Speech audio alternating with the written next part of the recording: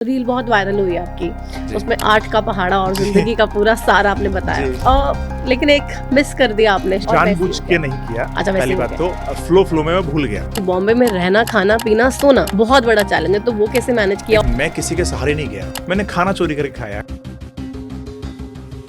आम इंसान जब एक किसी उसकी कोई पहुंच नहीं है, वो पुलिस के पास जाए अपनी कोई फरियाद लेकर, क्या लगता है कितनी ठोकरें खानी पड़ती? 90% पुलिस नहीं सुनती। लेकिन आपकी आवाज को भी बीच में एक बार दबा दिया गया। मैंने प्रदर्शन किया कोविड के समय। तो how not to surrender in life, कैसे लड़ने की अपनी विल पावर को हम स्ट्रॉन्ग। प्लेटफॉर्म्स खत्म होते हैं आपकी हिम्मत थोड़ा खत्म होती है। जब शंकराचार्य अभिमुक्तेश्वरानंद जी कहते हैं कि भाई मेरे शिष्यों को क्यों पीटा गया, सबको पता है कि एंटी बीजेपी है महाराज जी, एंटी कांग्रेस भी बहुत सारे बयान दिए, एंटी कांग्रेस भी रहे, बीजेपी की ज्यादा रहे। सोशल मीडिया का ट्रेंड है, तमाम लोग भी शुरू करना चाहते हैं, लेकिन उनको समझ में नहीं आता है कि एक्चुअली में किया क्या जाए या कैसे स्टार्ट किया जाए। अच्छी क्वालिटी होनी चाहिए वीडियो की, ऑडियो क्वालिटी अच्छी होनी चाहिए, टाइम किस टाइम आपने डाला है वीडियो वो भी आपका पर्टिकुलर होना चाहिए। आजकल तो पता ही नहीं है लड़के शादी के बाद कैसे निकल रहे हैं, लड़कियां शादी के बाद कैसे निकल रही हैं। पता चलता है वक्त के अनुसार आपके सुख और दुख में। हर औरत वफादार होनी चाहिए, औरत को हमेशा बेटर चाहिए हर चीज। भाई ये घर लिया नया लो, पुरुषों को नहीं चाहिए। पुरुषों को नहीं चाहिए। मैं बताता हूँ आपको, पुरुष भैया ये घर है मेरा, ये गाड़ी है, ये इतनी नौकरी है, संतुष्ट हूं मैं। वो कमाता ही ज्यादा इसलिए क्योंकि औरत की इच्छाएं होती है। औरत ने अपने प्रेमी के चक्कर में पति का मर्डर कर दिया। एक आदमी ऐसा दिखा दो जिसने अपनी प्रेमिका के चक्कर में अपने पति का मर्डर कर दिया। औरतें जस्ट इसके अपोजिट हैं, उनको पसंद नहीं आया चेंज, एक चेंज, 2 चेंज, 3 चेंज।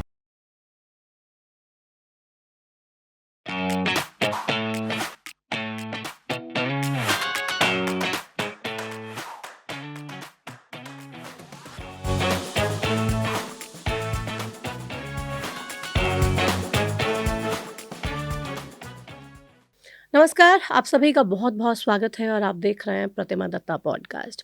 आज के इस पॉडकास्ट में जो हमारे गेस्ट हैं उनसे आपको बहुत सारी ऐसी जानकारियां मिलेंगी, बहुत सारे ऐसे लाइफ लेसन्स मिलेंगे और आपको ये मालूम होगा ज़िंदगी में कितनी ही परेशानियां क्यों ना आ जाएं, अगर आप डट के उनका सामना करेंगे, अगर आप लड़ेंगे और अगर आपके पास सही स्ट्रैटेजी होगी तमाम चैलेंजेस से लड़ने के लिए, तो आप कुछ भी हासिल कर सकते हैं।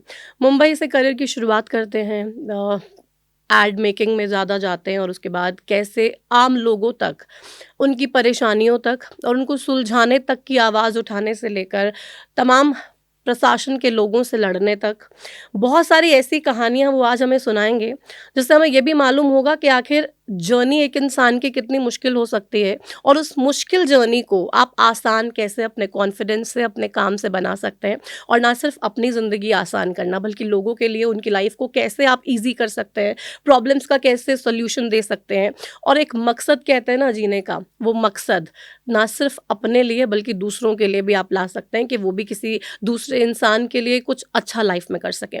हमारे साथ हमारे जो आज पॉडकास्ट के गेस्ट हैं दीपक सारस्वत, जिनको लगातार सोशल मीडिया पे आप देखते हैं और हाल ही में एक रील ऐसी वायरल हुई जिसमें लोगों ने पसंद भी बहुत किया, रिकॉर्ड भी उन्होंने बनाए और उसके अलावा लोगों की ज़िंदगी में इम्पैक्ट लाने का जो वो काम कर रहे हैं उनसे जानेंगे उनकी जर्नी के बारे में, साथ ही कुछ ऐसी चीज़ों के बारे में जो आपने आज तक नहीं सुनी होंगी। दीपक जी, बहुत स्वागत है आपका प्रतिमा दत्ता पॉडकास्ट में। शुरुआत आपकी जर्नी से करते हैं क्योंकि बहुत ही इंटरेस्टिंग लगी मुझे और मुंबई से शुरुआत की आपने एड्स से कैसे आपको लगा कि भाई मुझे लोगों के लिए काम करना है? बिकॉज एड्स में चलो आप वहाँ पे भी लोगों को कन्विंस करने के लिए काम करते हैं, कुछ ऐसी एड बनाना जो लोगों के दिल तक छू जाए, लेकिन ग्राउंड पे जब हम काम करते हैं और लोगों के लिए काम करते हैं तो बहुत ही मुश्किल है और दोनों मुझे लगता है बिल्कुल ही डिफरेंट चीज़ें हैं जो आपने की।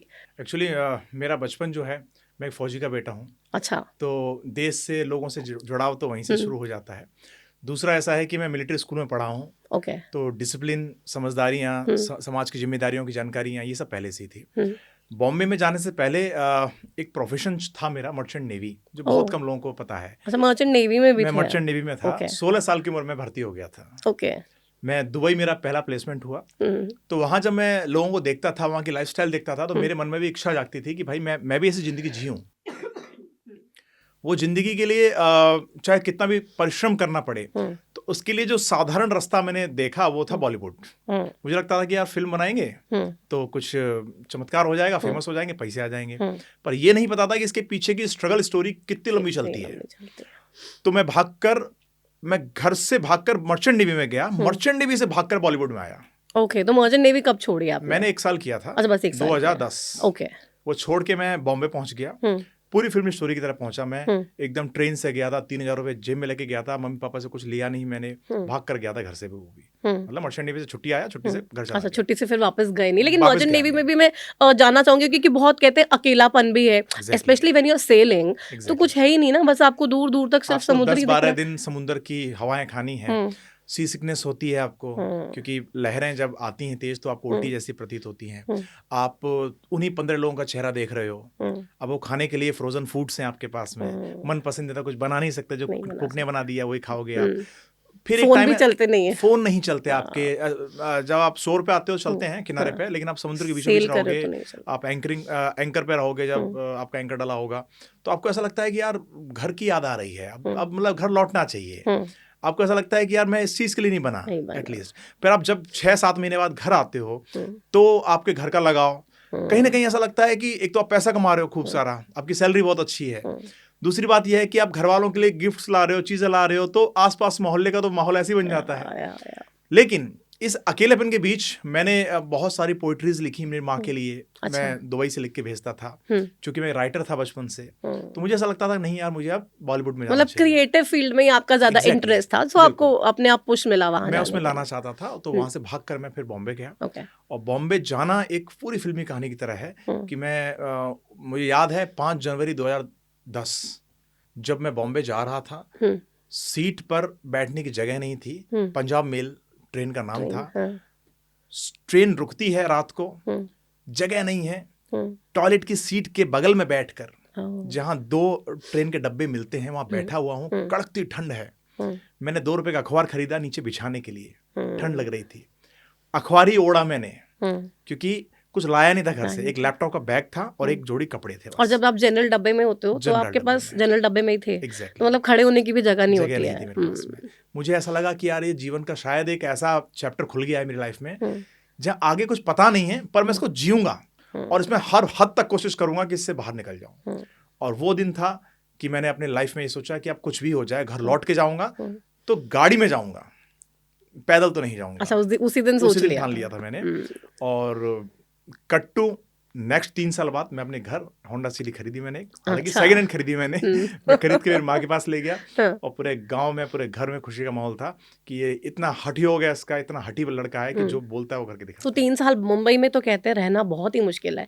आपने जनरल ट्रेन में सफर कर लिया, मतलब वो फिर भी शायद मैनेजेबल हो, लेकिन बॉम्बे में रहना, खाना पीना, सोना बहुत बड़ा चैलेंज है। तो वो कैसे मैनेज किया और बॉम्बे में कैसे अपॉर्चुनिटीज मिलती गई? देखो, मेरी जो लाइफ की स्टोरी है वो ऐसी है कि मैं किसी के सहारे नहीं गया। मेरा कोई रिश्तेदार नहीं था, दोस्त नहीं था, मैं जानता ही नहीं था बॉम्बे क्या है, किसी को नहीं जानता था। मुझे ये भी नहीं था फिल्म कहाँ बनती है बॉम्बे में। अच्छा। मैं तो वीटी स्टेशन, लास्ट स्टेशन उतर गया, जो CST कहा जाता है, मैं वहां रुक गया। वहां पे मैंने देखा, लोगों से पूछताछ की, भैया फिल्म सिटी कहाँ पर है, क्या है, तो पता चला गोरेगांव है, वो तो काफी दूर है यहाँ से।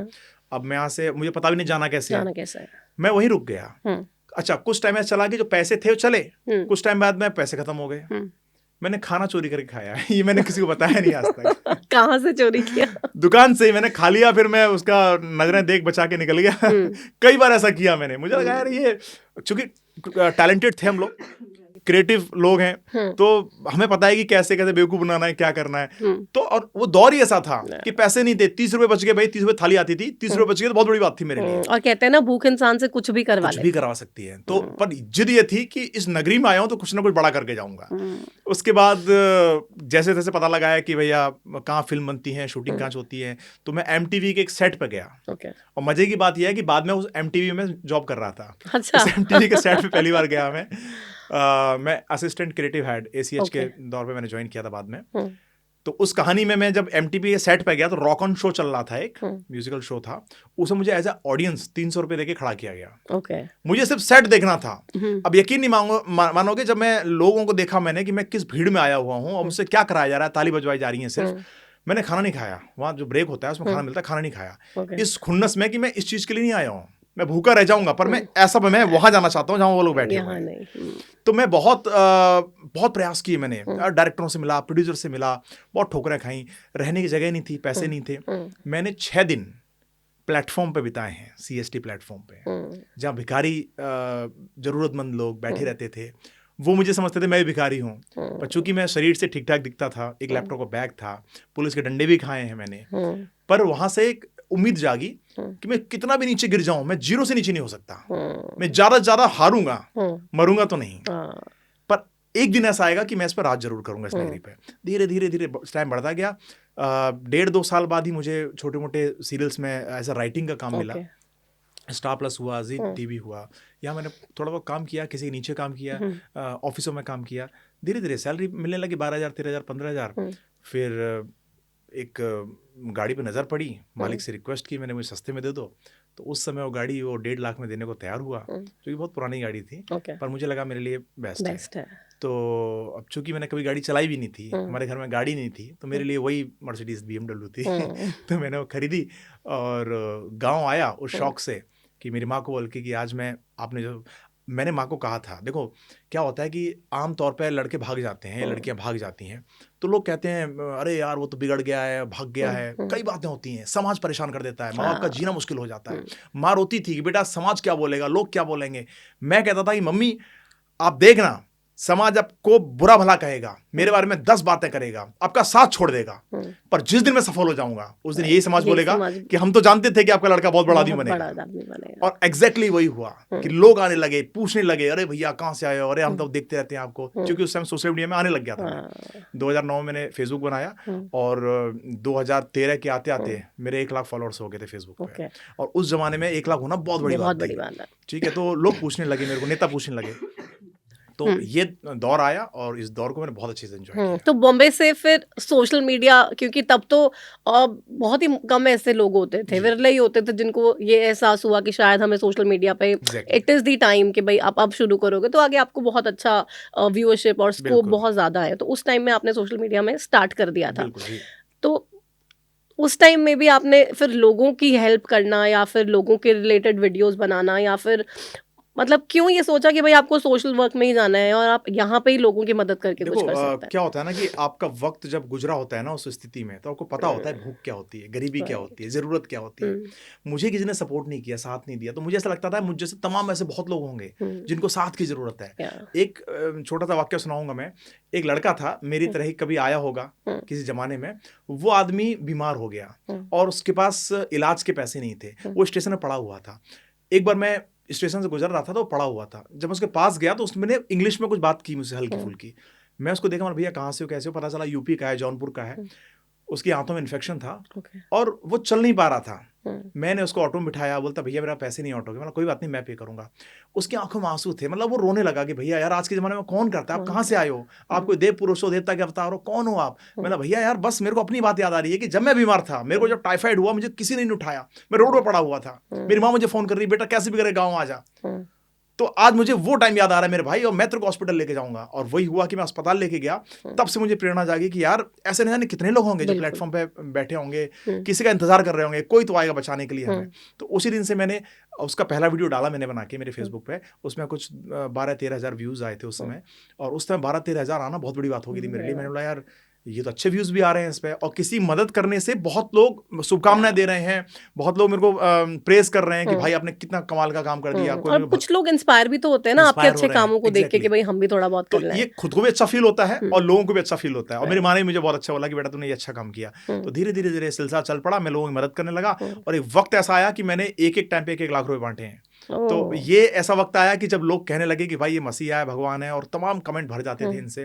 और मेरे ऊपर गाने बने मेरे लाइफ के ऊपर, मसीहा सॉन्ग बनाए मेरे लाइफ के ऊपर में, और कई डॉक्यूमेंट्री फिल्म का एक चैनल ने कवर किया।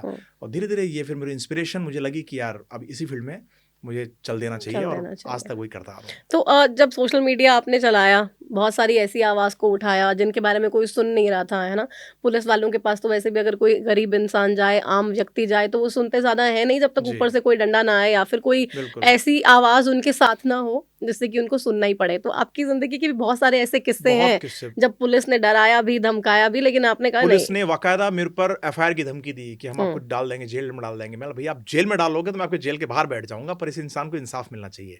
एक केस था कि माँ बेटी आई हुई थी बॉम्बे में, उनका का सामान चोरी कर लिया, मकान मालिक ने घर से बाहर निकाल दिया, हम्म। बुरी स्थिति हो चुकी थी। हम्म। अब जिस इंसान ने उनको लूटा वो इंसान को बहुत प्रताड़ित कर रहा था, उनका शारीरिक शोषण भी कर रहा था, माँ बेटी दोनों का, और उनको बहुत तरह से प्रताड़ित कर रहा था। जब वो थाने में गई तो थाने में उनको शोषण किया गया। ओके। वकील के पास गए, वकील ने शोषण किया उसका। आखिर में जब मेरे पास आती हैं तो बोलती हैं कि भैया हम तो बुरी तरह बर्बाद हो चुके हैं, सुसाइड करने वाला कोई रास्ता नहीं है। मैंने बोला आंटी जी आप मुझे सिर्फ 5 दिन का वक्त दो, मैं इस पूरी मीडिया को उठा दूंगा आपका चैनल का। और वो इतनी हाईलाइटेड न्यूज़ थी कि मैं पूरा टाइम रास्ते में बैठ के मैंने धरना प्रदर्शन कर दिया थाने के बाहर में कि रोड पूरा जाम कर दूंगा थाने के बाहर में अगर इस लड़की की एफआईआर नहीं लिखी गई। और यकीन नहीं करोगे 24 घंटे में उसकी एफआईआर लिखी गई। तो पुलिस मतलब आपने तो उसकी भी वीडियो बनाई? एग्जैक्टली, वीडियो बनाई, और वीडियो मेरे लिए हथियार था। मैं वीडियो भाई उस समय 1 लाख फॉलोअर्स हो चुके थे, और मैं कहता था भैया अगर आप नहीं हेल्प करोगे, सपोर्ट नहीं करोगे लड़की की एफआईआर लिखने में, पीड़ित की एफआईआर करने में, मैं वीडियो बनाऊंगा, वायरल करूंगा आपको। सिंस आपने इस फील्ड में भी बहुत ज्यादा काम किया है, लोगों की आवाज को उठाने में उनकी मदद की है, जब पुलिस के साथ आमना सामना होता है कि आम इंसान का, क्या लगता है आपको कितने चैलेंजेस हैं? पुलिस वाले इतना टॉर्चर करते हैं क्या? आपको कानून का पता होना चाहिए कि आपके अधिकार क्या हैं।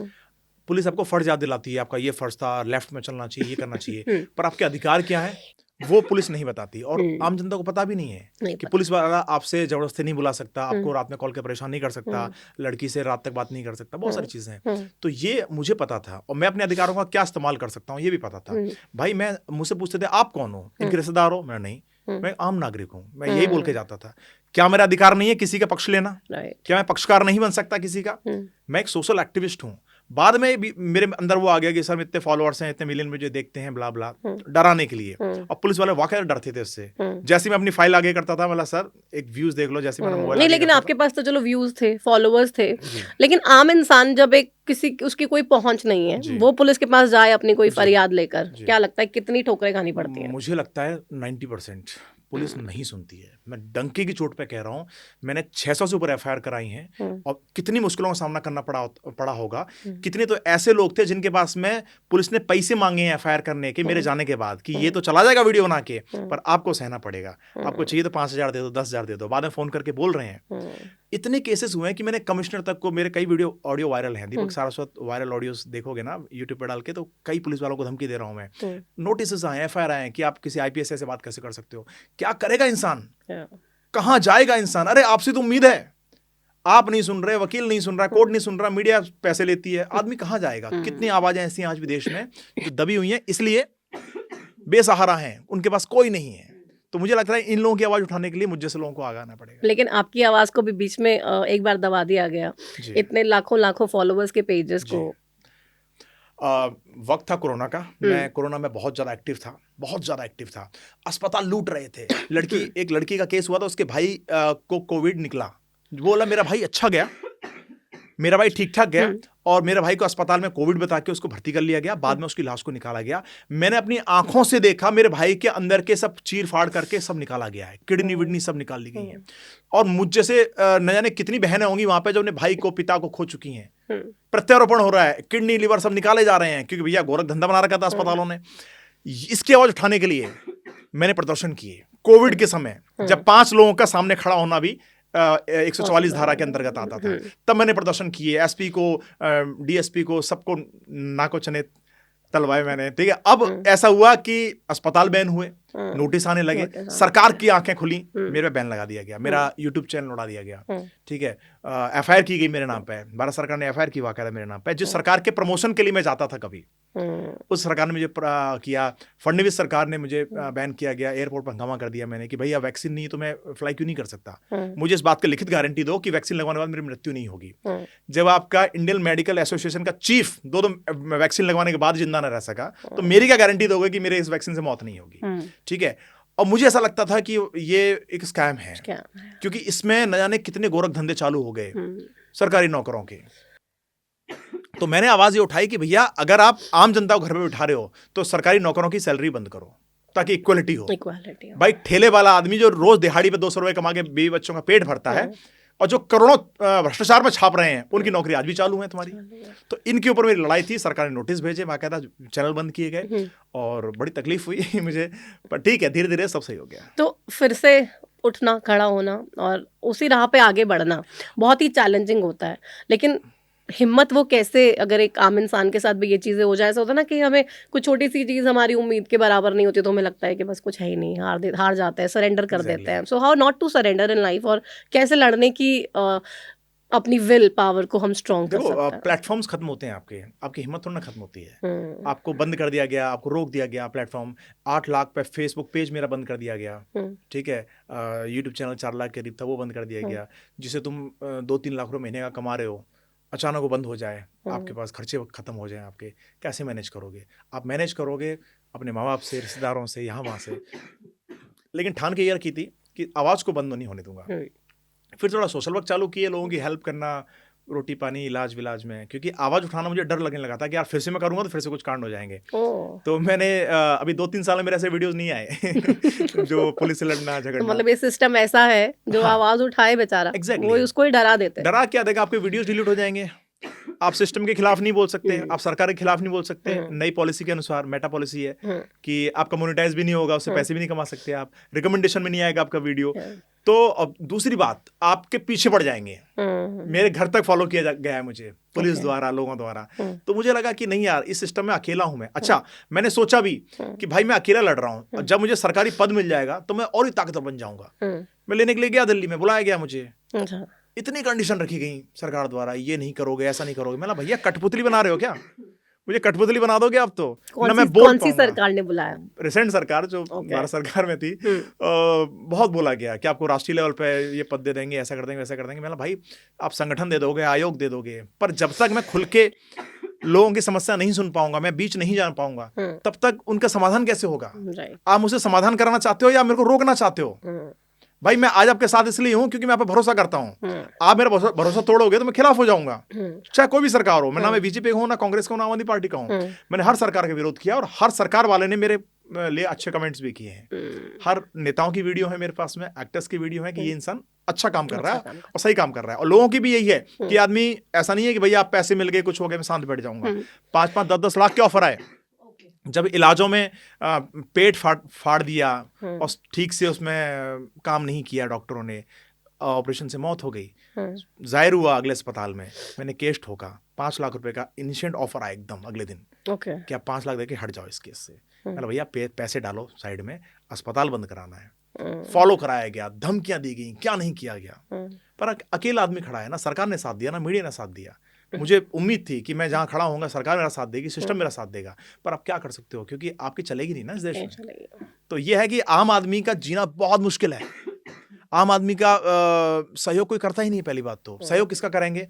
जब मैं पैसे खिला रहा हूँ दबा के, मीडिया मेरे साथ है, प्रशासन मेरे साथ है, 50 लोग मेरे आगे पीछे घूमेंगे।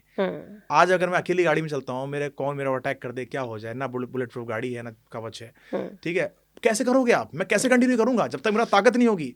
तो सरकार ना पद दे रही है, ना सरकार से कुछ उम्मीद लगाए बैठा हूँ। अब भैया चल रही है राम भरोसे गाड़ी। तो बहुत ही कॉम्प्लिकेटेड है, जैसे हर तरफ ये कहा जाता है कि भाई सरकार बहुत ज़्यादा कंट्रोल कर रही है हर चीज़ को, डिक्टेटरशिप की तरफ इंडिया बढ़ रहा है। आपको लग रहा है कि ऐसा है? नहीं, ऐसा भी नहीं कह सकते आप, पर मुझे ऐसा लगता है जिसकी लाठी उसकी भैंस। और ये होना इसलिए जरूरी होता है कि अगर आप नहीं आप लोगों को कंट्रोल करोगे तो सत्ता आप कैसे चली जाएगी। लोगों को आदत हो गई है 5 साल में नई सरकार देखने की। कांग्रेस अच्छी है, कांग्रेस अच्छी है बोल के कांग्रेस को लेकर राजस्थान में, अब कांग्रेस बिकार लेने लगी, भाजपा को लाए हो। अब भाजपा खराब है, मोदी खराब है। आप हिंदुओं की एक उम्मीद खाली बन गई कि भैया भाजपा हिंदू समर्थक है, इसलिए हिंदुओं की उम्मीद जगी। उसके बाद भैया आप संतों को पीट रहे हो, अब बहुत सारे ऐसे काम कर रहे हो जो कि लोगों को पसंद नहीं आ रहे। अभी आपने नया एक्ट निकाल दिया, पहले लोग SC/ST एक्ट से परेशान थे, फिर आपने UEC निकाल दिया, बहुत सारे एक्ट निकाल दिए। अब ऐसे ऐसे अमेंडमेंट्स लाते हो, ऐसे ऐसे नियम कानून लाते हो कि एक को खुश करने के चक्कर में दूसरे नाराज हो जाते हैं। अब क्या करोगे? तो लोगों को आदत है कि आप 5 साल ये देखोगे, 5 साल ये देखोगे, तो जो भी करना भैया 5 साल में कर लो। क्यों आप अपने अगले 5 साल रिजर्व करने के लिए इन 5 सालों को गला घोंट देते हो? नहीं, लेकिन अभी तो मोदी जी को लगातार देख रहे 3 टर्म से। वो इसलिए क्यों, देखिए कहीं ना कहीं ऐसा हुआ है, पॉलिटिकली मैं इतना ज्यादा तो मैं वो नहीं करूंगा, लेकिन मुझे ऐसा लगता है कहीं ना कहीं कि इलेक्शन से 1 साल पहले बड़ा खतरनाक कैंपेन चलता है।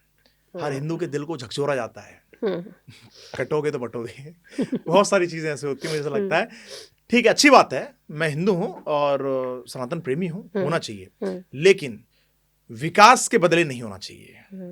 हमें रोड चाहिए, सड़क चाहिए, रोजगार चाहिए, खाना चाहिए, विकसित देश चाहिए।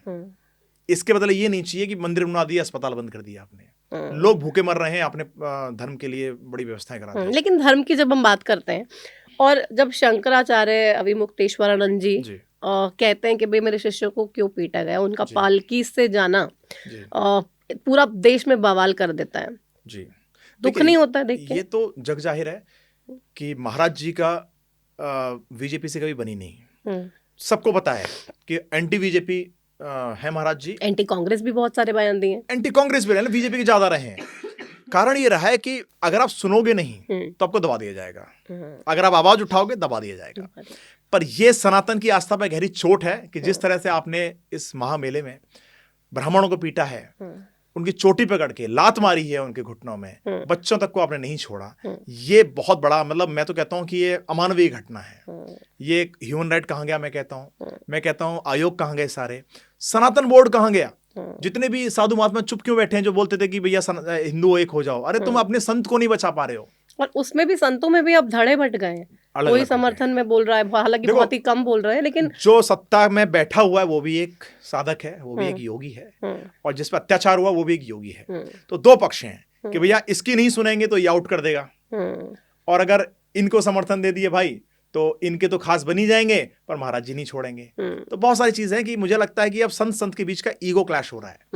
तो एक सत्ता के नशे में चूर है और एक अपने भाई औरा में चूर है कि मैं जगत गुरु हूँ। तो मुझे लगता है इन दोनों भी एक बैठ के वार्तालाप होनी चाहिए और सारे गुरुओं को, धर्म गुरुओं को एक मंच पे आके दोनों का सुलह करवानी चाहिए। आप भगवान में विश्वास रखते हैं? बिल्कुल। सबसे ज्यादा किसे मानते हैं? मैं सबसे ज्यादा भोलेनाथ को मानता हूँ। तो भोलेनाथ का कोई ऐसा चमत्कार कभी आपकी लाइफ में हुआ है पर्सनली? क्योंकि कहते हैं बहुत ही ज्यादा भोले होते हैं भोलेनाथ, कुछ भी मांगो बहुत कुछ दे देते हैं इन रिटर्न। बिल्कुल, और दिया भी है, नो डाउट। मुझे आज जो भी दिया है, मैंने ऐसी विषम परिस्थितियों में भगवान से मांगा कि हे प्रभु मेरा आज बस दिन निकल जाए, कल का दिन मैं बिता लूंगा, आज निकल जाए। और वो दिन इतने आसानी से निकला। मैंने गणपति रखने स्टार्ट किए। अच्छा, मुंबई में बहुत ट्रेंड है, क्योंकि ट्रेंड था, वो मुझे अच्छे लगते थे। पैसे नहीं थे मेरे पास में। मैंने भगवान से कहा कि भगवान कल गणपति आ रहे हैं, पैसे नहीं मेरे पास में। अब यकीन नहीं करोगे, एक महिला आती है मेरे पास में, अधेड़ उम्र की, वो मुझसे कभी ट्रेन में मिली थी। अच्छा। तो बोलती कि आप कहाँ रहते हो? मैं इधर आई हुई हूँ गोरेगांव में, मैं आपसे मिलना चाहती हूँ। आई वो तो उसने देखा आसन वासन लगा रखा है, मैंने लाना चाहता हूँ, मैं गणपति जी लाना चाहता हूँ। मैंने ये नहीं कहा कि मुझे पैसों की जरूरत है, पैसे नहीं है या नहीं ला पा रहा हूँ। उन्होंने अरे क्या बात है, तो मेरी तरफ से चढ़ा देना। तो उन्होंने 1000 रुपये मेरे को वहाँ दिए। तो मेरी बड़ी आस्था जग गई कि भाई मैं तो सोच में ही नहीं था कि ला पाऊंगा कि नहीं ला पाऊंगा, पर ये चमत्कार ही हुआ कि मुझे पैसे आए। ऐसे न जाने कितनी जगह है जहां जितने की जरूरत पड़ी भगवान ने वहां दिया। जहां जो चीज की, जहां मुझे अदालत में जरूरत पड़ी, जहां चौकी में थाने में जरूरत पड़ी, वहां वो लाके दिया। मेरे माँ के सपना साकार होना था, ठीक है। मेरे माँ ने 1 साल पहले एक विश मांगी थी कि मंदिर के घर के बगल में मंदिर होना चाहिए, और वो भी जो मूर्ति शिवलिंग स्थापित होगा वो नर्मदेश्वर होना चाहिए, नर्मदा का पत्थर होना चाहिए। तो मैं बड़ा आश्चर्य में था, मम्मी ये कहाँ मिलेगा, कैसे मिलेगा? क्योंकि कहते हैं कि वो 100 गुना ज्यादा फलदायी होता है। बाढ़ का टाइम था अगले साल का, मेरे में बोला कि इस साल लाना है। बाढ़ आ रखी थी एमपी के अंदर में, आप पता होगा आपको, नर्मदा उफान पे थी पूरी तरह से, और कोई आसार नहीं थे। और श्रावण मास आने वाला था। मम्मी बोली कि कैसे भी मंदिर की स्थापना करनी है। मेरे दोस्त का कॉल आता है जो वहां का सरपंच था, महेश्वर विधानसभा से, जो इंदौर के पास है, कि हमारे यहाँ पे शिवलिंग आए हैं, अगर आपको चाहिए तो भिजवा देंगे। मैं बड़ा आतुर हो गया, मतलब भैया भिजवा दो, ठीक है। उन्होंने कैसे कैसे बस में रखवाए हैं बाढ़ के टाइम पर, पैसे भी नहीं लिए मुझसे, और बड़े धूमधाम से, वो वीडियो देखोगे आपको मजा आ जाएगा, बड़े धूमधाम से मैंने अपने एक कॉलोनी में स्थापना करवाई। और इतना मम्मी की प्रसन्नता का ठिकाना नहीं था, नाचती रही, गाती रही। तो मुझे लगता है कहीं ना कहीं ईश्वर है जो देखता है कि भैया ये आदमी करना चाहता है, तो इसको सपोर्ट थोड़ा सा करना चाहिए। मतलब तो भगवान से मांग लो जो चाहिए, ना भी मांगोगे समझ जाते हैं, भोले भंडारी है वो तो। तो वही आपका एक्सपीरियंस भोले बाबा के साथ बहुत ही ज्यादा अच्छा रहा। मेरी माँ भक्त है भोले भंडारी की, बहुत अच्छा, तो वहीं से ही वो प्रेरणा मुझे मिली है। हम देखते हैं आजकल सोशल मीडिया का ट्रेंड है, तमाम लोग भी शुरू करना चाहते हैं, लेकिन उनको समझ में नहीं आता है कि एक्चुअली में किया क्या जाए या कैसे स्टार्ट किया जाए। सो अब आप इस पे क्या उनको सजेशन या टिप देना चाहोगे? स्ट्रेटजीज नहीं पता लोगों को। एक्चुअली लोगों को लगता है चैनल बना लो, पर चैनल क्या मांगता है वायरल होने के लिए? जब तक आपका वीडियो रिकमेंडेशन में नहीं आएगा तब तक आप वायरल नहीं होंगे। रिकमेंडेशन बनाने के लिए क्या चाहिए लोग बताते नहीं है, क्योंकि बताएंगे तो भाई तो उनका कंपटीशन आ जाएगा, राइट। तो आपकी अच्छी क्वालिटी होनी चाहिए वीडियो की, ऑडियो क्वालिटी अच्छी होनी चाहिए, इवन आपका टाइम, किस टाइम आपने डाला है वीडियो, वो भी आपका पर्टिकुलर होना चाहिए। फिर आप कहाँ किन ग्रुप में शेयर कर रहे हो, आपको 1 घंटे के अंदर या 2 घंटे के अंदर कितने लोगों ने देखा, आपका वॉच टाइम कितना हुआ है, उसके अकॉर्डिंग होता है। अब ये आपको पढ़ाते हैं लोग, कोर्सेज बेच रहे हैं आजकल, 500 रुपए में ले लो, 1000 रुपए में ले लो, और यही पढ़ाते हैं वो लोग। मेरे कितने ऐसे लोग आए जो मेरे कॉम्पिटिटर थे, भाई मेरे ही जैसे वीडियो बनाने वाले लोग, कि भाई आपसे मिलना चाहते हैं, आपसे सीखना चाहते हैं, मैंने बताया है भाई मेरे बाप का थोड़ी ना यूट्यूब, भाई आप सीखो आराम से, आप भी कमाओ, ठीक है। अब सीन नहीं है कितना कमाते हो, क्या करते हो, मैं बता देता हूँ। मैंने सोशल मीडिया पे बहुत बार बताया कि भाई इतनी कमाई। एक बच्चे का वीडियो था, मैंने बनाया, एक किले के नीचे वीडियो बनाता है, बच्चा खेल दिखा रहा था, पारंपरिक खेल होते हैं पुराने, तो उस खेल में उसने बड़ा आराम से दिखाया, और मैं हंस रहा हूँ उस खेल में, उल्टी सी जगह से वो सिक्के निकाल रहा है।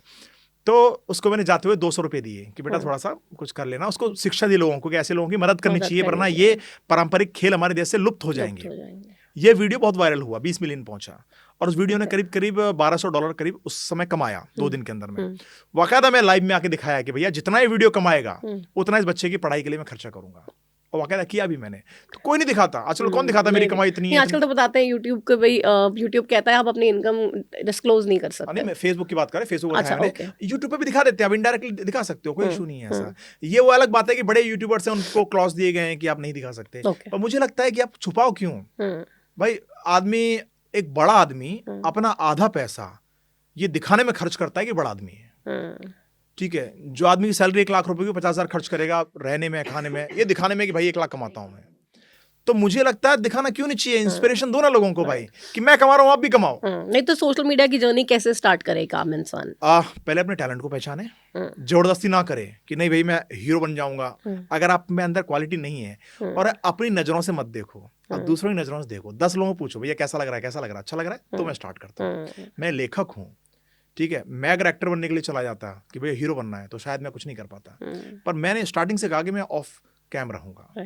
अभी आने लग गया बीच में, क्योंकि वो थोड़ा खुद पैसा लगा देता हूँ, मैं खुद आ जाता हूँ, मैंने एल्बम कर ली फिल्म की, तो अब तो चलो ठीक है। लेकिन जो आदमी टैलेंटेड है, स्टार्ट ऑफ विद, हाँ, वो स्टार्ट अपने टैलेंट के दम पे करे, किसी के भरोसे ना करे, किसी के रिश्तेदार के कहने पे ना करे, अपने दम पे करे। और जिसमें अगर सोशल मीडिया पे उसे लगता है कि मैं एक फूड ब्लॉगर अच्छा बन सकता हूँ, मेरे अंदर बोलने की कला अच्छी है, एनिमेशन की कला अच्छी है, या एडिटिंग अच्छी कर सकता हूँ, तो वीडियो उठा के डाल भी सकता है वो।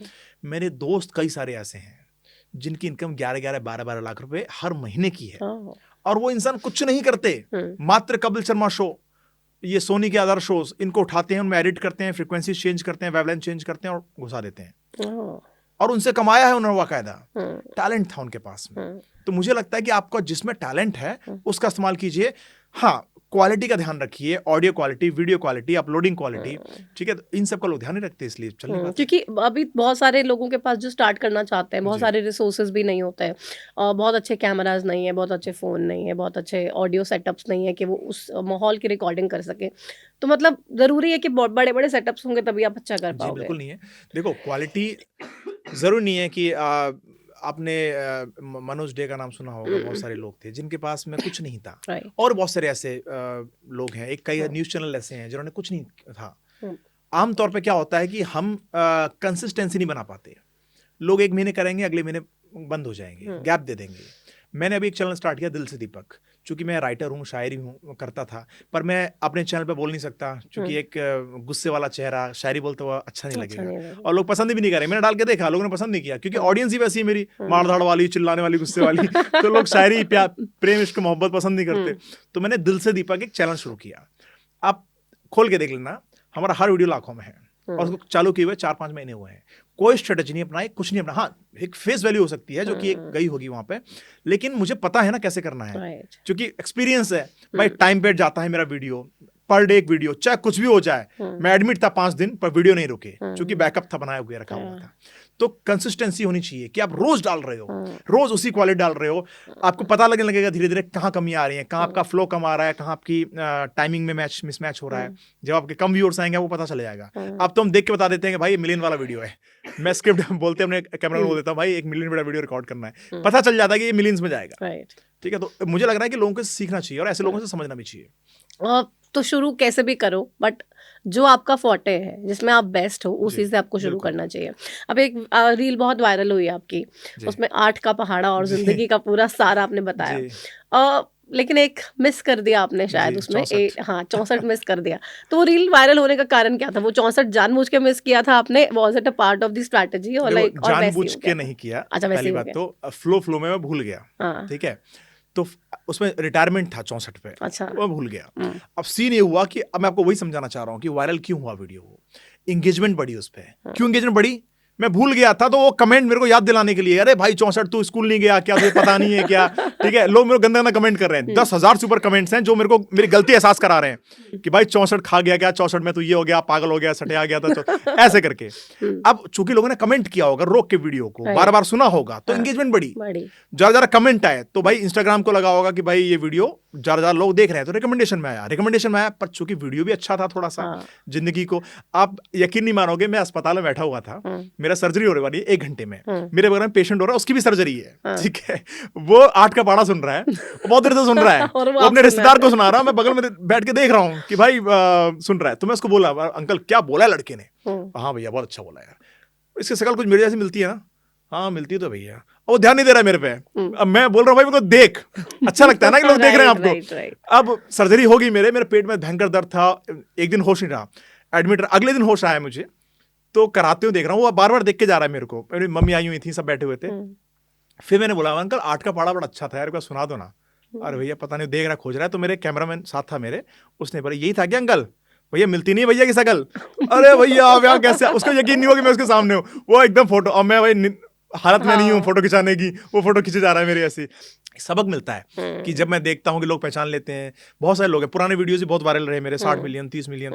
तो आइसक्रीम वाला, एक रात में मैं गया, गाड़ी रोकी मैंने, तो बोला भैया आप वही हो ना जो कहानी सुनाते हो बैठ के? बोला हाँ भैया। भैया आप किसी न किसी के साथ आते हो तो मैं बोल नहीं पाता हूँ, तो आज मुझे लगा फोटो खिंचाना चाहिए, तो नीचे उतर के रात के 11 बजे फोटो खिंचा रहा हूँ उसके साथ में। बहुत सारे ऐसे लोग होते हैं, अच्छा लगता है।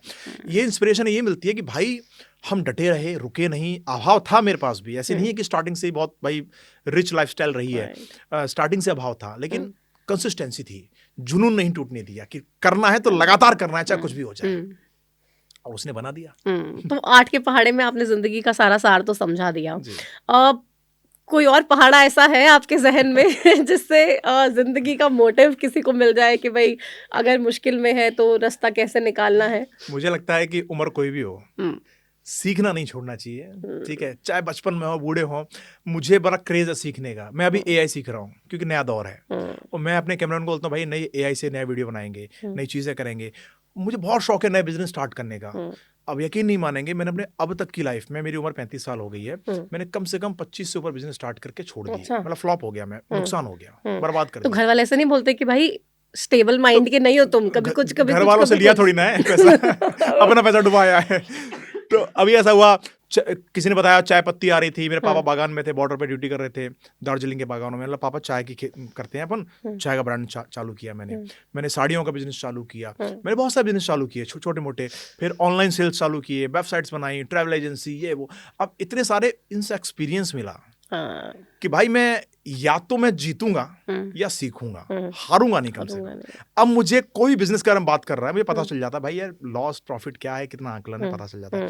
आज जो लोग बड़े बड़े बिजनेसमैन बैठते हैं मेरे सामने, मुझे उनके औकात का, उनके हिसाब किताब का सब पता होता है। तो एक्चुअली मुझे सीखने को बहुत कुछ मिला लाइफ से। नहीं तो बट ऐसा होता है ना कि एक चीज करने के लिए इंसान बहुत सोचता है। सपोज अगर किसी को कोई बिजनेस ही खोलना है, अगर एक दुकान ही खोलनी है छोले भटूरे की, तो वो सोचेगा यार खोलूं नहीं खोलूं, कैसे खोलूं, क्या करूं। पर आप तो कह रहे हो मैंने 25 से ज्यादा बिजनेस कर लिए। मुझे ऐसा लगता है कि सोचने वाला इंसान कभी सफल नहीं हो पाता। जो बिना सोचे रिस्क लेता है, लाइफ में रिस्क नहीं लिया क्या लिया आपने? फिर रिस्क लो ना भाई, देखेंगे ना भाई कितना नुकसान होगा। अभी मैंने नया वेंचर स्टार्ट किया, एक लड़की परेशान थी कि सर मैं करना चाहती हूँ। किस में टैलेंट है तुम्हारा? तो उसने बोला सर कॉलिंग बहुत अच्छा है। मैंने चला लोगी ये कंपनी? ठीक है। एक छोटा इन्वेस्टमेंट किया, 1 1.5 लाख का, रिकवर हो गया अब तक मेरा उससे, पूरा उसको दे दिया। मुझे प्रॉफिट भी नहीं चाहिए, क्योंकि कौन ध्यान रखेगा भाई, मैं इतने सारे काम करता हूँ, मैं भटकूंगा घूमूंगा। अब क्योंकि वो छुपाएगी, फिर धोखा देगी, मतलब सब तू रख ले, मुझे मेरा पैसा वापस दे दे बस। वही हुआ। एक पार्लर खोला था मैंने, द स्काई सैलून। अच्छा, पार्लर भी खोला जी, अभी पिछले साल के वीडियो वायरल हुआ, सब कुछ हुआ, उद्घाटन किया, सब कुछ किया, सारे पैसे डूब गए। क्योंकि जब भी गया हूँ गले में 1 रुपया नहीं है, पेटीएम होता नहीं था, सारा कैश आता था, मैडम खुद रख लेती थी, जिस लड़की के भरोसे मैंने रखा।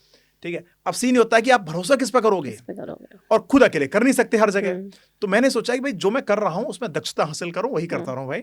बाकी अब सीख मिली है कि सबकी जगह नहीं जाना चाहिए, सब में नहीं पढ़ना चाहिए। तो मुझे ऐसा लगता है कि अब सीखने की उम्र नहीं है, करते चलो। और आपको लग रहा है कुछ करना तो कर डालो, सोचो मत, देखा जाएगा। तो अभी आगे के क्या प्लान्स हैं, और कोई बिजनेस में ज्यादा एक्सप्लोर करना चाहते हो, या फिर मतलब यू आर डिसाइडेड कि भाई यही नहीं, अब लाइफ थोड़ी सेटल हो गई है, थोड़ा रुक गए हैं, एक ठहराव जरूरी है जिंदगी में। क्योंकि आप जब कुंवारे होते हो, आज भी कुंवारा ही हो जब आप एक है ना लाइफ में कुछ शादी के रिश्ते तो आते होंगे, हाँ आते बहुत घर वाले भी कहते होंगे भाई शादी कर लो, कब करोगे? घर वाले तो बहुत है, मेरी माँ बड़ी चिंतित है, मेरी माँ ने तो पूरा सिस्टम सेट कर रखा है, ये ज्वेलरी ये वो, मेरा भाई हो तो जाने दो, लड़की तो मिलने दो क्या होता है ना कि आपको मनपसंद का पार्टनर चुनने से पहले जो आप बोल रहे हो ना सोचना, मैं बिजनेस में नहीं सोचूंगा, मैं लाइफ पार्टनर के लिए सोचूंगा, क्योंकि वो एक ऐसा डिसीजन है जो आपके बिजनेस डुबा सकता है, आपको डुबा सकता है, आपकी जिंदगी खराब कर सकता है। चूंकि मेरे बहुत रिश्ते मैंने देखे भाई, इवन न्यूज़ चैनल के एंकर्स हैं, IAS IPS मिली मेरे को, DSP मिली एक अच्छे शहर की, जज मिली मेरे को, एक सेशन जज मिली, बहुत कुछ एटीट्यूड, आपके अंदर अहंकार, मतलब मैं बहुत जल्दी पहचान लेता हूँ इंसान को कि यार ये आदमी किस टोन में बात कर रहा है।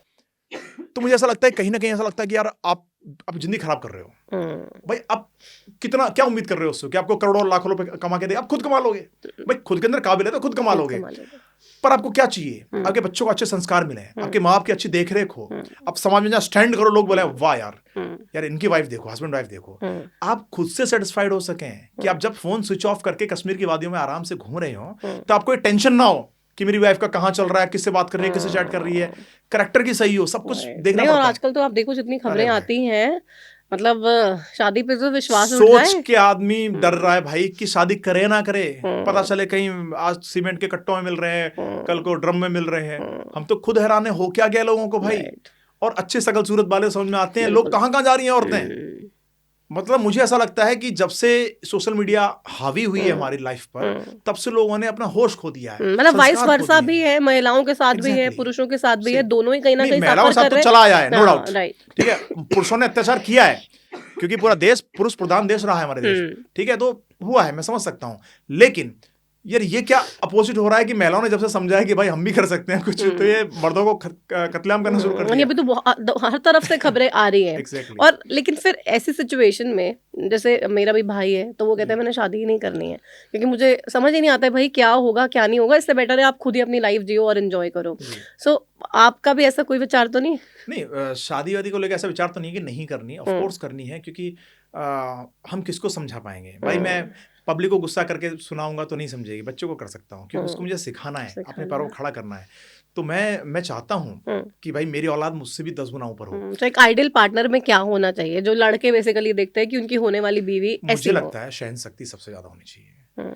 एक मर्द क्या होता है ना, देखो मैंने कई रील्स में बोला है, मर्द गुस्सा इसलिए करता है कि उसको सुनता नहीं है। मर्द प्रताड़ित होता है बचपन से, ना उसके घर वाले सुनते हैं, ना वो स्कूल में जाता तो सुना जाता है, उसको ऐसे मार दिया जाता है। औरत को, लड़की को हमेशा टेंशन मिली है, घर में लाड़ प्यार मिला है, स्कूल में बड़ा तेवर अच्छे मिले हैं उसको, स्कूल से ही लोग उसके पीछे घूमने लग गए हैं, तो उसको ये लगता है कि यार मैं तो खूबसूरत हूँ, महारानी हूँ मैं तो। लड़का कितना भी खूबसूरत हो, कितना भी हैंडसम हो, कितना टैलेंटेड हो, कुछ नहीं उसका होने वाला भैया। वो स्टार्टिंग से ही वो अवहेलनाएं झेलता है, वो लोगों की निगाहों से गिरा होता है। तो इतना टॉर्चर, इतना परेशानी और टेंशन में जब मर्द जीता है तो क्या उम्मीद करता है कि एक लड़की ऐसी हो जो उससे प्यार करे, जो उसको समझे, जो उसको कॉम्प्लीमेंट दे कि आप क्या हैंडसम लग रहे हो यार, आपकी आवाज़ कैसी है ना, ये पहन के जाओ करेगा। इसी में खुश हो जाता है मर्द। उसको नहीं चाहिए ज़्यादा कि भाई तुम कुछ करके लाओ या तुम कुछ उपलब्धि हासिल करो। अगर मर्द की औरत वफादार है, मर्द की औरत उसको हौसला अफलाई, मर्द की औरत अगर उसको नीचा नहीं दिखाती है, मुझे लग रहा है कि दुनिया में सब कुछ जीत सकता है, सिर्फ औरत उसकी वफादार हो। तो ये कैसे अब डिसाइड किया जाए या समझा जाए, या इसका भी कोई, क्योंकि आजकल तो पता ही नहीं है लड़के शादी के बाद कैसे निकल रहे हैं, लड़कियां शादी के बाद कैसे निकल रही हैं, तो कोई आपके एक्सपीरियंसेस से लाइफ के पता चलता है वक्त के अनुसार, आपके सुख और दुख में। एक छोटा सा एग्जांपल देता हूँ। एक लड़की थी, बड़ी इंप्रेस थी, एक बड़े ब्रांड की मालकिन है वो, आज के डेट में करोड़ों का टर्नओवर है उसका। तो मेरे से बात हुई, वो बड़ी इंप्रेस थी, आपके वीडियोस अच्छे लगते हैं, you are so nice and बोला, मिलना फिक्स हुआ हमारा, मतलब ओके मिलते हैं। पर मुझे कहीं ना कहीं लगने लगा कहीं ऐसा तो नहीं है कि मेरे को देख कर, वो सोशल मीडिया पे देख कर, तो मैंने उसको एक दिन फ़ोन करके बोला 2 दिन मिलने से पहले कि मैं जैसा हूँ दिखता हूँ वैसा हूँ नहीं, पहली बात। दूसरी बात, थोड़ा ट्रिकी यूज किया मैंने कि यार देखो पैसा वैसा थोड़ा घुमाया, कहानी बनाई मैंने कि देखो ऐसा नहीं है, पैसा वैसा मैं बहुत दिखाता हूँ लेकिन एक्चुअली है नहीं इतना मेरे पास में, तो मुझे अचानक 50,000 ही मांगोगे ना, दे नहीं पाऊंगा क्योंकि यार लगे होते हैं पैसे, ऐसा ब्ला ब्ला। फिर नहीं आप ड्राइवर है, ये है, वो कैसे अरेंज करते हो, आपको मिला खर्चा लाख में होता है यार, लेकिन सब इन्वेस्ट उतना ही कमाता हूँ जितना हो जाता है ये वो। उसी दिन से लड़की का मैंने दिमाग पढ़ना चालू किया, एकदम चेंज हो गया। मतलब भाई ये क्या हो रहा है यार, तुम किसके पीछे थी मेरे? अगर मेरे, चलो आज मैं सक्षम हूं, कल मैं ना हूं, कल भाई मैं कुछ हो जाए, मेरा एक्सीडेंट हो जाए, मेरा शरीर काम करना बंद कर दे। मैंने तो वो लोग देखे हैं भाई कि जब आदमी बीमार पड़ जाता है, औरत अपने जेवर तक, अपने मंगलसूत्र गिरवी रख के औरत आदमी का इलाज कराती है। भाई उस जमाने में औरत आदमी की मृत्यु हुई, कुछ तो दिनों बाद में औरत की मृत्यु होगी, उसके वियोग में मैंने वो टाइम देखा है, मतलब वो कहानियां सुनी है। आज की औरतें क्या करेंगी कि आदमी की हालत डाउन हुई, किसी और से सेट हो गई। तो अब इस जमाने में नॉट जस्ट औरतें, मतलब लाइक इसमें तो डेफिनेटली मैं आपको रोकूंगी क्योंकि सेम है ना, रिश्तों की वैल्यू बची ही नहीं है ना। पत्नी को पति की वैल्यू बची है ना, पति को पत्नी की वैल्यू बची है, दोनों को कुछ है ही नहीं, मतलब बैलेंस भी नहीं करना। ऑप्शन ज्यादा आ गए, ऑप्शन ज्यादा है। पहले क्या था कि ऑप्शंस नहीं थे, घर वाले लड़का लड़की को टाइट रखते थे, मिलने नहीं दिया जाता था एक दूसरे से, तो चाहत होती थी, आदमी बांध के रखता था अपनी फीलिंग्स को कि यार जब मिलेगी तब फीलिंग्स जाहिर करूंगा। प्रपोज करने के लिए सालों लग जाते थे, लोग इंतजार करते थे अपने प्रेयसी से मिलने का, प्रेमिका से मिलने का। लेकिन आज ऑप्शंस बहुत हो गए हैं कि भाई सुबह इसका फोन आ रहा है, शाम को ये अच्छी लग रही है, उसने बोल दिया आप अच्छे लग रहे हो, अब 10 ऑप्शन में एक को चूज करना है, तो जो एक्चुअल पहले वाली है उसके तो ध्यान कम हो जाएगा। धीरे धीरे ये रोज। आपका भी हार्ट ब्रेक हुआ है कभी? कोई चाइल्डहुड क्रश रहा है? बहुत बार। एक्चुअली जिस पे भरोसा किया, मुझे ऐसा लगता था यार ये बेस्ट है मेरे लिए, पर 2 दिन बाद लगता था यार ये तो पागल बना रही है मेरा। कई बार ऐसा हुआ, मतलब बहुत बार ऐसा हुआ। एक लड़की ने तो इतनी हद कर दी, मैंने उसको अपनी गाड़ी बेच के पैसे दिए, ठीक है, ये सोच के कि भाई मैंने गिरवी रखी, मतलब बेचा नहीं, गिरवी रखा, 60,000 में गिरवी रखी अपनी गाड़ी, और उसको मैंने पैसे दिए और किस्त है मेरे घर का, ऐसा वैसा ये करके। अब वो लड़की पता चला 3-4 लोगों से सेम तरीके से पैसा ले चुकी है, तो मैं बड़ा हैरान रह गया। मतलब भाई विश्वास किस पे करोगे? तो हार्ट ब्रेक करना एक, अब मुझे ऐसा लगता है कि मेरे लिए तो एक खेल है इस चीज का कि भाई चलो खेल लो। मतलब आपने बहुत सारे हार्ट ब्रेक्स झेले हैं। तो कभी ऐसा होता है कि मुश्किल भी होता है, क्योंकि हार्ट ब्रेक से निकलना भी बड़ा चैलेंजिंग हो जाता है कभी कभी, when you are in actual love and feelings you have for the other person. जब एक्सपीरियंस हो जाता है तो आप मुस्कुराते हो इन चीजों पे। अब तो मैं हंसता हूँ कि भाई कितना खेल के जाएगी, ऑलरेडी बहुत ज्यादा दिन झेल चुके हैं, कोई बात नहीं। पर सीन ये है कि तूने नुकसान मेरा नहीं किया, अपना किया। मैं तेरे लिए क्यों रो, जिसको इतनी बेवफा लड़की मिली, रोना तो तुझे चाहिए, तुझे इस जैसा हमसफर खोया। तो मुझे लगता है कि लड़की को जरा स्विच करने में टाइम नहीं लगता, पर वो एक्चुअली खो देती है उस वफादार मर्द को, उस पसंदीदा मर्द को जो उसके लिए सब कुछ कर सकता है। वफादार मर्द, आपने तो पूरी परसेप्शन बना रखी है कि मर्द तो वफादार है, बेवफा तो सारी लड़कियां ही हैं। मैं आपको एक इसमें टोकूंगा, क्योंकि ऐसा नहीं मैं लड़का हूं इसलिए बोल रहा हूँ। दुनिया का हर मर्द, इस रील को आप डालना, हर कमेंट में पढ़ लेना, दुनिया का हर मर्द वफादार हो सकता है, औरत वैसी होनी चाहिए। ये नहीं कहता मैं खूबसूरत होनी चाहिए, ठीक है, बहुत सारे ऐसे लोग हैं, तो औरतें कहेंगे कि वाइस वर्सा होना चाहिए, दुनिया की होना चाहिए, हर औरत वफादार होनी चाहिए, पर आदमी को भी तो वफा निभानी चाहिए। औरतों की इच्छा की थोड़ी सी मैं हमेशा अपनी रील में बुराई करता हूँ, औरतों की इच्छाओं की। औरत इच्छाओं की गुलाम है, औरत को हमेशा बेटर चाहिए, हर चीज। भाई ये घर लिया नया लो, पुरुषों को नहीं चाहिए, पुरुषों को नहीं चाहिए। मैं बताता हूँ आपको, पुरुष भैया ये घर है मेरा, ये गाड़ी है, ये इतनी नौकरी है, संतुष्ट हूं मैं। वो कमाता ही ज्यादा इसलिए क्योंकि औरत की इच्छाएं होती हैं, बच्चों की इच्छाएं फल जाती हैं।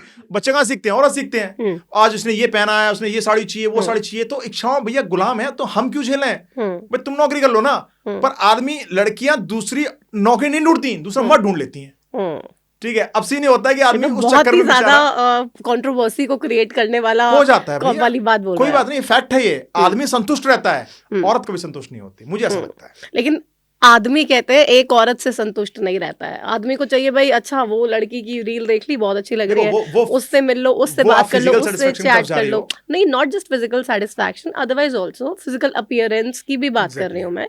क्योंकि सोशल मीडिया पे तो आप देखो ना, हर तरह की आपको फीमेल दिखेगी, कोई किसी ने कैसे कपड़े डाले होंगे, किसी ने कैसे डाले होंगे, वो हर तरह से लाइफ को शो ऑफ हर कोई कर ही रहा है। तो मेल्स भी तो सोच रहे हैं ना भाई, ये देखो कितनी सुंदर है, मेरी बीवी तो मोटी हो गई, मेरी ये वाली फ्रेंड तो पुरानी फ्रेंड थी, और देखो आज कितनी हॉट लग रही है। मैं आपको एक इसमें मजेदार बात बोलता हूँ, मजा आएगा आपको सुनने में। देखिए, आदमी, औरत क्या करती है, जब आदमी पसंद नहीं आता ना, तो ऑप्शन तलाशती है, उससे प्यार करने लग जाती है। आदमी ऐसा नहीं करेगा।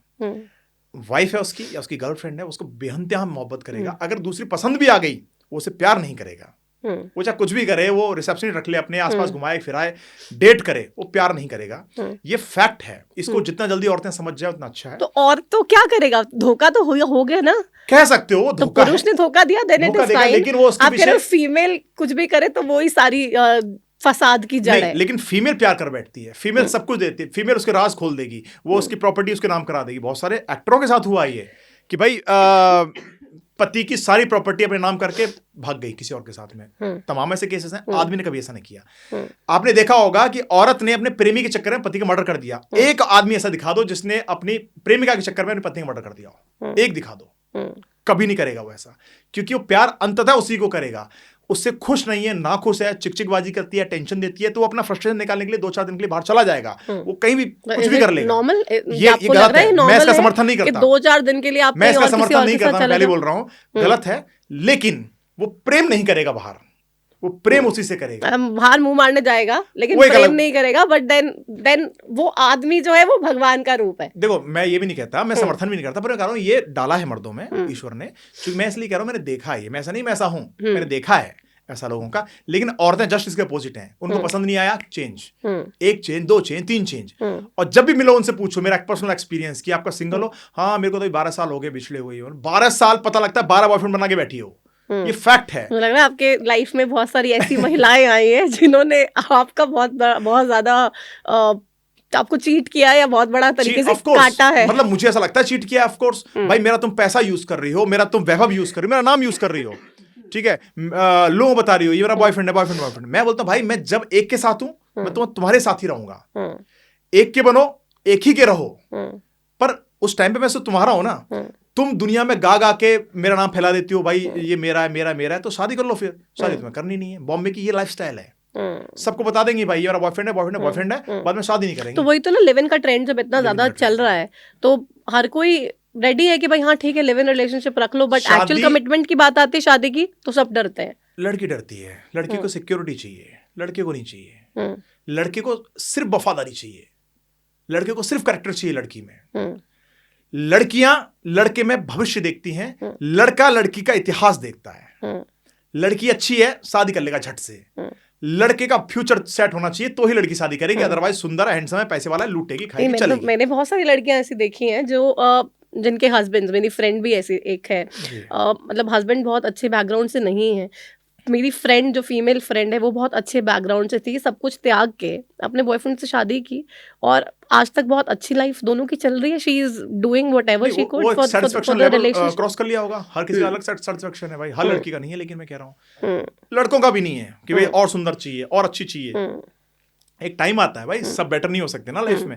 एक ठहराव पर रुकना पड़ेगा तुम्हें। लड़कियों का थोड़ा सा इस मामले में ज्यादा है। और लड़कियों को तो आप हर मामले में ही ज्यादा करते रहो। बट वो व्यूअर्स अपने आप तय करेंगे और बताएंगे, बिकॉज मैं तो बिल्कुल भी अग्री नहीं कर रही हूँ इस बात से, क्योंकि वो कहते हैं ना रहे मन इस संसार में भांति भांति के लोग, तो ऐसी भांति के महिलाएं भी होंगी, ऐसी भांति के पुरुष भी होंगे। बट मतलब ऐसा नहीं है कि सिर्फ कल्प्रिट महिलाएं ही हैं या सिर्फ कल्प्रिट मेन ही हैं। उनके रिलेशनशिप में जैसी भी सिचुएशंस आती हैं वो शायद उस हिसाब से आगे बढ़ते होंगे। बट देन आपकी एडवाइस क्या है अगर आपको लग रहा है कि चलो महिलाएं ही आपको लग रहा है सारी की सारी प्रॉब्लम की जड़ है या फिर मेजरली जड़ है? तो देखो 19-20 का इसमें फर्क ये है कि औरत थोड़ी चंचल होती है, मुझे लगता है वो बेटर की तलाश ज्यादा करती है। आदमी ठहर जाता है इसलिए अपने परिवार को देख के, क्योंकि औरत को उसके परिवार में जाना है तो वो बेस्ट चाहती है कि बेस्ट ससुराल मिले। वो चाहती है कि ससुराल हो ही ना, खाली लड़का हो। मैंने बहुत सारी लड़कियां देखी हैं ऐसी। अब मर्द क्या चाहता है कि जो मेरे घर पे आ रही है एटलीस्ट अपनी पुरानी पास्ट को छोड़कर आए। भैया आप जैसे उठ रही हो, जैसे आपका बर्ताव है घर में, मम्मी पानी ले आओ। मर्द ये चाहता है कि आप पानी लेके मेरे माँ बाप को पिलाओ।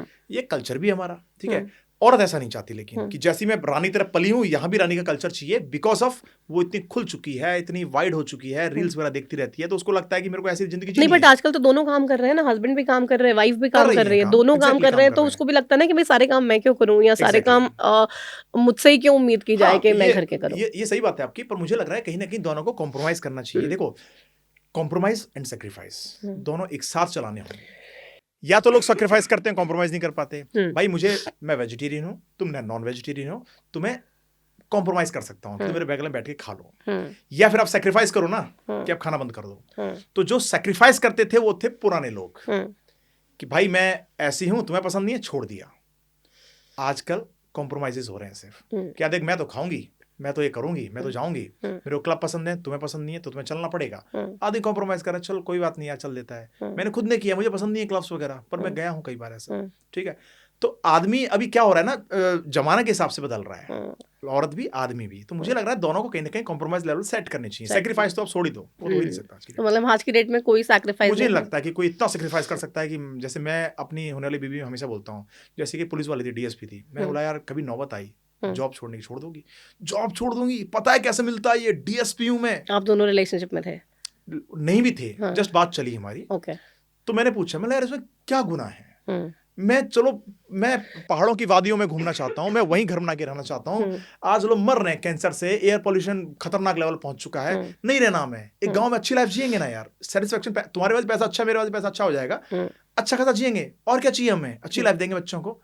क्यों दिखावा करना? दुनिया में कर चुके हैं दिखावा। नहीं मानेगी औरत कभी, क्योंकि वो उतरेगी नहीं उस घमंड से, उस ईगो से। सॉरी, मैं आपके सामने बात कह रहा हूँ, एक औरत का लेवल है। नहीं, बट अगर वो डीएसपी बनी है, उसके पीछे भी तो कितनी हार्डशिप्स होंगी ना, कितने रातें जाग के पढ़ाई की होगी, एग्जाम क्रैक किया होगा, देन फिजिकल टेस्ट क्रैक किया होगा। आपने ऐसे एग्जांपल सुने हैं कि माँ बाप को बचाने के लिए बेटे ने अपना सब कुछ त्याग दिया? क्या आपने ऐसे एग्जांपल सुने हैं कि बीवी को कलेक्टर बनाने के लिए अपना घर गिरवी रख दिया? सुने, ऑफ कोर्स। क्या आपने कोई ऐसा एग्जांपल सुना है कि एक औरत ने बेरोजगार से शादी की और उसको बना दिया कुछ? सिंगल एग्जांपल दिखा दो लाइफ में, कभी नहीं होगा। आदमी ही क्यों सेक्रीफाइस करे भाई? तमाम ऐसे एग्जांपल्स हैं, और मरता भी वही है, ड्रामा भी वही पाया जाता है। तो आदमी ही क्यों सफर करे? कभी औरत भी तो बेरोजगार शादी करके दिखाए। दहेज मांगते हैं, दहेज मांगते हैं, क्यों ना मांगे दहेज भाई? तुम भी तो अच्छा घर मांगती हो, तुम भी तो अच्छी नौकरी मांगती हो। अब दहेज का समर्थन करता है? कहीं ना कहीं करता हूं मैं, बिल्कुल। ठीक है, मैं बेरोजगार हूं, शादी क्यों नहीं की भैया मुझसे? कोई रिश्ता नहीं आया मेरे गांव से, कोई शहर से। आज दुनिया पीछे पड़ी है कि पता है कि बंदा लाखों में कमाता है, बढ़िया लाइफस्टाइल है, बढ़िया रहता है। जब मैं नहीं कमाता था तब आना चाहिए था ना आपको पास में। हमारा 1 साल पहले का हमारा रिश्तेदार शादी का डन करके गया, पता लगा कि आदमी ज्यादा कुछ नहीं कर पाएगा, क्योंकि बताया नहीं उसको ज्यादा। अब उसको पता लग गया कि आदमी बहुत बड़ा आदमी है, तो आगे पीछे घूम रहा है। क्यों? अच्छा घर देख रहे हो लड़की के लिए, सिक्योरिटी के लिए। वो तो आप भी देखेंगे ना, अगर अपने परिवार की बहन की शादी करनी हो, बहन बेटी की शादी करनी, तो बंदा सोचता है कि भाई हम जिस परिवार में शादी कर रहे हैं अच्छा तो हो, कम से कम जैसे हमने अपनी बेटी को पाला है तो वहां पर भी उसको तमाम सुविधाएं मिलनी चाहिए। बेसिकली आपके घर के बराबर सुविधा हो तो कर देनी चाहिए, आपसे नीचे नहीं होना चाहिए। बेस्ट की आप भी तलाश क्यों कर रही हो? भाई परिवार भी क्यों तलाश कर रहा है बेस्ट की? भाई अपनी बेटी में काबिलियत दो ना, कि एक नॉर्मल से घर को स्वर्ग बना सके। बेटी आपको ऐसी चाहिए, आपने बना रखी है कि 10 बजे उठती है मैडम कि हमारी बेटी तो फूलों में पली हुई। क्यों फूलों में पड़ी है भाई? बेटा क्यों कांटों में सोएगा? भाई बेटा फूलों में पला बड़ा है, तो उसका ख्याल रखने के लिए बेटी को तैयार तो करो। बेटी खाना बनाएगी नहीं, हमारी नौकर रखेगी क्योंकि कमाती है। बेटी हमारी 10 बजे उठती है क्योंकि भैया काम से लेट आती है। तो सेक्रीफाइस लड़का ही क्यों करेगा? बेटी को करवाओ ना यहाँ पे। तो ये सीन है, कहीं ना कहीं असमंजस लड़कियों में लड़कों में दोनों में है। फैमिलीज भी एक्सेप्ट करती हैं इस बात को कि भाई अब तो लाइफस्टाइल चेंज हो चुकी है, तो कहीं ना कहीं कॉम्प्रोमाइज करना ही पड़ेगा। तो आपको इसमें क्या लगता है कि चलो शादी करने के बाद एक महिला आए आपके घर में, तो आपके घर वालों का तो टेक केयर करे, पर आपकी जिम्मेदारी बनती है कि आप भी अपने ससुराल वालों को टेक केयर करो, या उसको नहीं? मैं चाहता हूं मेरे घर में जो आए वो पूरी फैमिली लेकर आए। जितना मैं अपने माँ बाप का ख्याल रखूंगा उतना ही उसके माँ बाप का ख्याल रखूंगा, क्योंकि मुझे कहीं ना कहीं ऐसा लगता है कि वो अपनी पुरानी यादें छोड़ नहीं पाएगी। बहुत ही किताबी बातें नहीं लग रही हैं? फैक्ट है, और कोई लोग जीते हैं बातों को। मैं खुद जीता हूँ इन बातों को। जैसे मैंने बताया कि मैं पहाड़ों में रहना चाहता हूँ, फैक्ट है, मैं रहना चाहता हूँ। मैं 60 साल के बाद मैं मुक्ति पालूंगा इस दुनिया से, चाहे कितना फेमस हो जाऊं, कितना पैसा कमा लूं, सब छोड़ दूंगा। कारण यह है कि आप जी किस लिए रहे हो? आप अपने लिए नहीं थोड़ा जी रहे हो। मैं कपड़े सूट बूट पहन के आया हूँ दूसरों को दिखाने के लिए, आपको दिखाने के लिए। मैं रहना नहीं चाहता भाई। आदमी गमछा तौलिया में आराम से खुश रह सकता है अपने गांव में। आज देखो आप, सुकून अगर आप चाहिए आपको, तो आपको मोह त्यागने पड़ेंगे। दुनिया क्या सोचती है ये त्यागना पड़ेगा। तो ऐसी औरत अगर मिल जाए तो आदमी ऑफ कोर्स सब छोड़ सकता है भाई। 2 परिवार को टेक केयर कर सकता है आदमी। जब अपने एम्प्लॉयज को यहाँ वहां दोस्त यारों को पाल सकता है, तो भाई एक परिवार को कौन सा पालना बड़ी बात है। और पहली बात तो खुद नहीं चाहते सास ससुर कभी डिपेंडेंट होना बेटी पर बेटे का फर्ज बनता है, उस दामाद का फर्ज बनता है कि अपने सास ससुर की उतनी खिदमत करे, उतनी सेवा करे जितनी माँ बाप की करता है। तो बहुत ही डिविएट हो गया, और मुझे लगता है इस पे बहुत सारे लोगों के अलग अलग रिएक्शंस होंगे। महिलाएं बहुत सारी पीछे पड़ जाएंगे आपके कि आप इतनी गलत बातें बोल रहे हैं, और पुरुष तो आपके नहीं, मैं जो बोलता हूँ डंकी की चोट पे, और कहीं भी कोई गलत लगे तो भाई बता दे मुझे गलत क्या है इसमें, जो है वो है। तो अब कभी खत्म करते हैं, क्योंकि इस बातचीत को बहुत लंबी ये बातचीत हो गई, और 24 घंटे लग जाएंगे मेरे साथ आपको। हाँ, क्योंकि मतलब अलग-अलग चीज़ों के बारे में हमने डिस्कशन किया और लोगों को टिप्स भी हालाँकि दिए जो नई शुरुआत करना चाहते हैं। पर एक डर के लिए मैं चाहती हूँ हम ज़रूर बात करें, क्योंकि हर जी। किसी को एक डर सताता है कि भई मैं ऐसा करूँगा तो ऐसा हो जाएगा, फिर लोग क्या बोलेंगे, मैं ऐसा करूँगा तो वैसा हो जाएगा, लोग क्या बोलेंगे। उस डर से बाहर निकलने के लिए और लाइफ़ में कुछ भी करने के लिए क्या करना चाहिए सबसे पहले? देखो, बहुत बेस्ट सलाह दूंगा मैं लोगों को जो सुन रहे हैं, हुँ, ठीक है? अगर डर से आगे निकलना है, सबसे पहले कन्विंस अपने घर में कर लो, हुँ, घर वालों को मजबूत कर लो कि मम्मी पापा मैं ये कर रहा हूँ, दुनिया कुछ ही बोलेगी, हुँ, आप यकीन मत करना, भरोसा रखो, कुछ दिन बाद में कामयाब मिलूंगा आपको। हुँ, घर वाले कन्विंस हो गए, फिर आपको किसी का डर नहीं। हुँ, पड़ोसी क्या सोचता है, दुनिया क्या सोचती है, दोस्त क्या बोलते हैं, क्या मतलब है हमें, हुँ, मेरे माँ बाप क्या बोलते हैं उससे मतलब होना चाहिए। हुँ, मुझे लगता है मैंने उनको जीत लिया, दुनिया जीत ली मैंने। हुँ, मैंने भी सेम किया, माँ बाप को मैंने इस काबिल अपना वो रुख रखा मैंने हुँ, कि पिताजी माताजी, मैं जो कर रहा हूं दुनिया में थोड़ा मुश्किल है पर नामुमकिन नहीं है, हुँ, मैं कामयाबी राह पे चल रहा हूं, मिल जाएगी एक दिन, थोड़ा इंतजार करना पड़ेगा आपको, हुँ, सह लो, लोग क्या बोल रहे हैं कैसे बोल रहे हैं चलेगा। हुँ, और किया मैंने, लोगों ने बहुत बोला भाई, क्या नहीं बोला, साथ छोड़ दिया, फोन उठाना बंद कर दिया कि भाई हुँ, पैसे मांग लेगा लग रहा है। हुँ, एक दिन आया कि यही रिश्तेदार, यही लोग, यही दोस्त यार अब आगे पीछे घूमते हैं, हुँ, ठीक है, मम्मी को बुलाते हैं, प्रोग्राम्स में ले जाते हैं, ये सब करते हैं, क्यों? चमक हुँ, दिख रही है, हुँ, चमकदार जूते दिख रहे हैं, और हुँ, जूतों के अंदर जो छाले हैं वो किसी ने नहीं देखे। तो हुँ, मुझे लगता है कहीं ना कहीं कि आदमी को किसी का सोचे बिना, हुँ, डरे बिना, बस माँ बाप के सहारे छोड़ दे और अपनी राह हुँ। पे चलता जाए, उसके आगे जीत है 100%। तो चलिए आपको ये जीत मुबारक, और आप जो भी लाइफ में करना चाहते हैं आई होप आप डेफिनेटली सक्सेसफुल होंगे। प्लस जैसी लड़की चाहते हैं, एक अच्छी लड़की आपको शादी के लिए ज़रूर मिले जो आपके आपकी चमक के पीछे नहीं हो, जो आपके साथ वाक़ई में एक ट्रस्ट बिल्डअप करके अपनी बिल्कुल। लाइफ बिताना चाहे। बहुत शुक्रिया इस तमाम बातचीत के लिए थैंक यू सो और मच, बहुत हमारे अच्छा शो पे लगा। आने के लिए। तो आप दीपक जी को सुन रहे थे जिन्होंने इस पॉडकास्ट के ज़रिए तमाम ऐसी बातें हमसे कही हैं जिनमें कुछ बातों से आई एम श्योर आप इत्तेफाक नहीं रखेंगे और एक ये नई बहस को ज़रूर जन्म देगा। लेकिन उनकी लाइफ से और उनकी हार्डशिप से जो उन्होंने की, इतना तो तय है कि अगर आप लाइफ में कोशिश करते हैं, तो कहते भी हैं कोशिश करने वालों की कभी हार नहीं होती। आप कोशिश करिए तो सही, और वही कोशिश आपको भी करनी है। अगर आप जेनुइनली सोच रहे हैं कि कुछ करना चाहते हैं तो शुरुआत कीजिए। आज ही वो सही समय है। इंतज़ार करते रहेंगे तो वो समय खुद ब खुद चल के आपके पास तो आएगा नहीं, वो समय आपको खुद लाना पड़ेगा। तो जिसमें भी आप अच्छे हैं, जैसा भी कुछ आप करना चाहते हैं उसके लिए कोशिश कीजिए, शुरुआत कीजिए और आज ही से काम कीजिए, ताकि आपकी लाइफ़ बहुत ज़्यादा अ, एटलीस्ट अपने सपनों के पीछे चल के उनको पूरा करने की दिशा में कोई कदम उठा सके।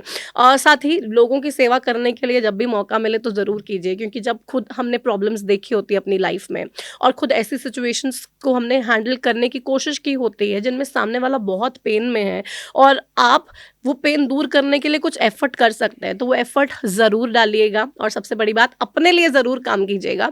और बाकी जो कंट्रोवर्सी रिलेटेड लड़के और लड़की के लिए बोली है, उस पे मैं ज़रूर चाहूँगी कि आप अपनी राय हमारे साथ ज़रूर साझा कीजिए। और ऐसी कौन-सी स्टोरीज़ हैं, ऐसी कौन-सी कहानियाँ हैं जिसमें आपको लगता है कि वाक़ई में एक लड़की ने बहुत कुछ दे दिया अपने रिश्ते में, अपने हस्बैंड को, अपने पार्टनर को, लेकिन उसको अल्टीमेटली क्या मिला? धोखा। और ऐसा ही पुरुषों के साथ भी कि एक पुरुष ने, अगर आप किसी ऐसे पुरुष को जानते हैं जिसने अपने रिश्ते में बहुत कुछ दिया हो और उसको भी अल्टीमेटली धोखा मिला हो, या फिर उस एक्सपेक्टेशन से उस रिश्ते को आगे उसकी पार्टनर ने नहीं बढ़ाया हो, तो ऐसी स्टोरीज़ भी ज़रूर हमारे साथ साझा कीजिएगा। फिलहाल इस पॉडकास्ट में मेरे साथ इतना ही। मुझे दीजिए इजाज़त। अपना ख़्याल रखिए। नमस्कार।